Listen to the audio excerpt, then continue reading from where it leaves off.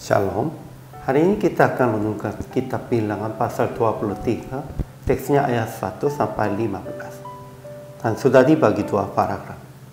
Paragraf yang pertama ayat 1 sampai 10. Bileam memberkati orang Israel dengan kata-kata yang Tuhan menaruh ke dalam mulut. Paragraf yang kedua ayat 11 sampai 15. Balak memohon lagi kepada Bileam akan mengutuk Israel di tempat lain. Kesimpulannya, Bileam berkata kepada Balak akan mendirikan 7 mezbah dan mempersembahkan di atasnya. Kemudian dia berkata kepada Balak, Tuhan akan datang menemui aku dan perkataan apapun yang dinyatakannya kepadaku akan kuberitahukan kepadamu. Lalu Tuhan menaruh perkataan berkat untuk Israel ke dalam mulut Bileam. Katanya, Tuhan tidak mau orang Israel dihitung di antara bangsa-bangsa kafir. Siapapun tidak berhasil menghitung debu Yakub.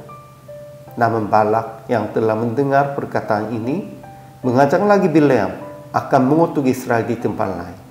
Jadi mereka naik ke puncak gunung Pisgah dan mendirikan 7 mezbah lagi. Ajaran tentang Allahnya. Tuhan menemui Bileam.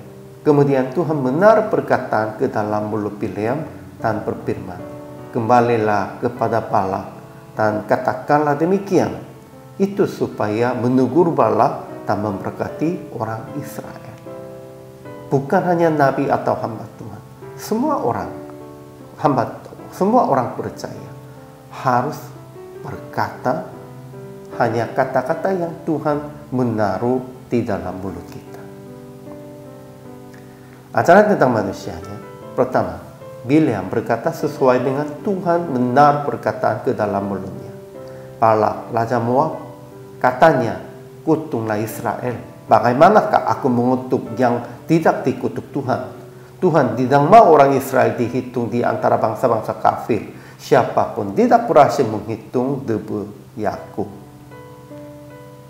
Kedua, Balak mendirikan 7 mezbah dan mempersembahkan di atasnya supaya mengutuk Israel.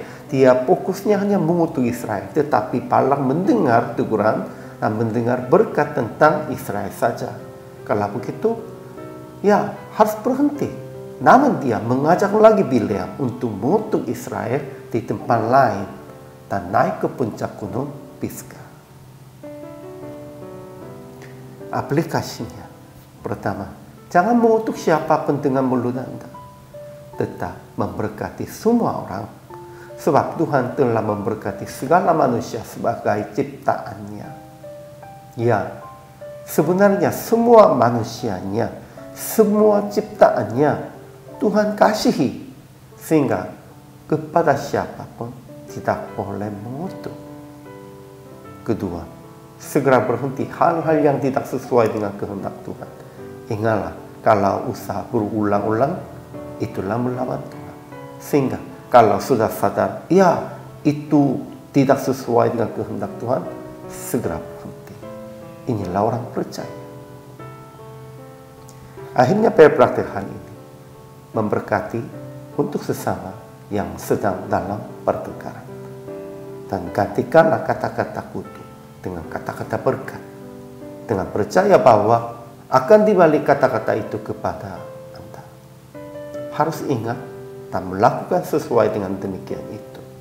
Inilah kehidupan orang percaya. Hari ini juga selama melayani, Tuhan Yesus memberkati.